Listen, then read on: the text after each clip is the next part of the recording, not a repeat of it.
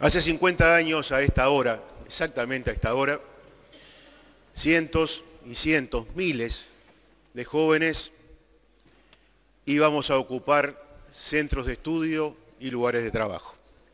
Muchos de esos jóvenes apenas adolescentes. No había una reacción espontánea, era organizada, era prevista. Todos sabíamos que el golpe en algún momento iba a venir. La única duda era cuándo, en qué momento. Sabíamos quiénes los iban a dar. Había certezas al respecto.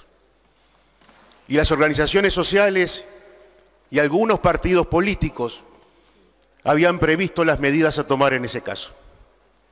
La CNT había determinado ya en los años 60 que al golpe de Estado se lo enfrentaba con la huelga general. Y asamblea a asamblea en cada sindicato se había reafirmado esa idea en los años subsiguientes y fundamentalmente en ese año 73. La FEU había hecho lo propio. El ENE, el Encuentro Nacional de Estudiantes, lo había hecho a nivel de secundaria y también se había hecho en la UTU. El Frente Amplio había previsto que sus militantes ocuparan determinados lugares y asistieran a determinados sitios ese día si había un golpe de Estado. No hubo improvisación, no hubo espontaneidad. Todos sabíamos a qué centro de estudios dirigirnos. Todos sabíamos a qué fábrica, taller u oficina ir. La consigna era ocupar, pero también era apoyar. Y esa generación de jóvenes, que estrictamente tal vez no fuera una generación, pero permítame, señora presidenta, denominarlos la generación del 73,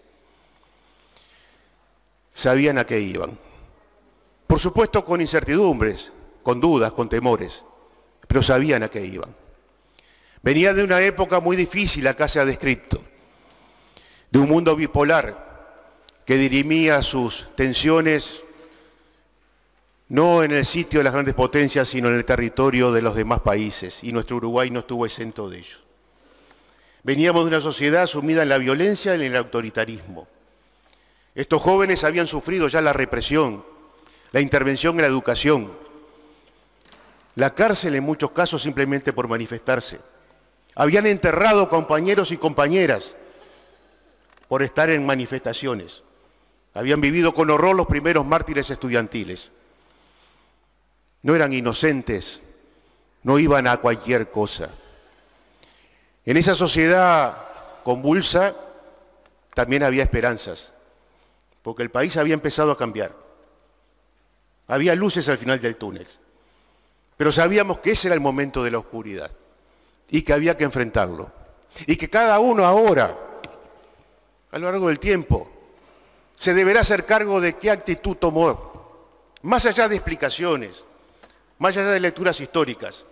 A la hora de la prueba, cada uno sabrá qué lugar ocupó, de qué lado de la vereda estuvo. Si estuvo defendiendo las instituciones, si estuvo defendiendo la República, la libertad, si estuvo defendiendo el golpe, o si fue neutral, pasivo. Los muchachos y las muchachas que fueron junto con su pueblo a ocupar las fábricas, a ocupar los centros de estudio, supieron cuál era el lugar que tenían que ocupar. Y las tareas eran ocupar, sí, pero no solamente.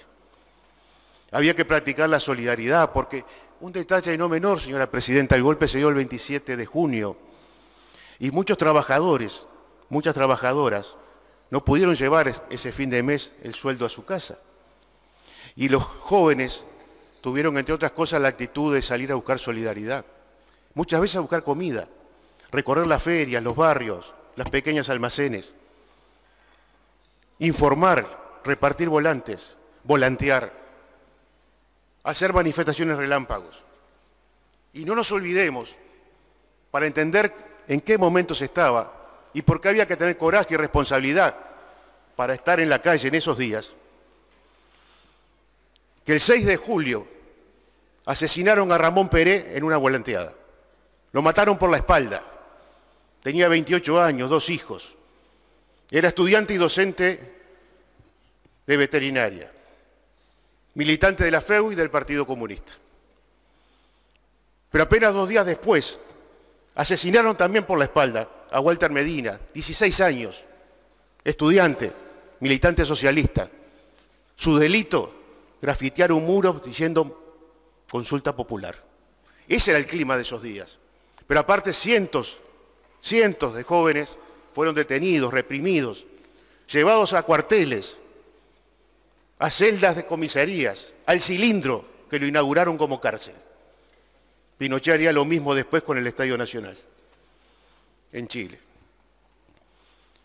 Esos jóvenes estuvieron también en primera línea el 9 de julio, en el centro, a las 5 en punto de la tarde, soportando una represión brutal, pero estuvieron.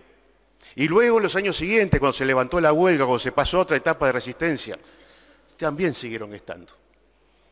Hoy se decía una generación que tuvo que sufrir la censura al punto de no poder elegir qué libros leer, qué música escuchar, qué película ver o qué teatro poder ir, porque varios estaban clausurados.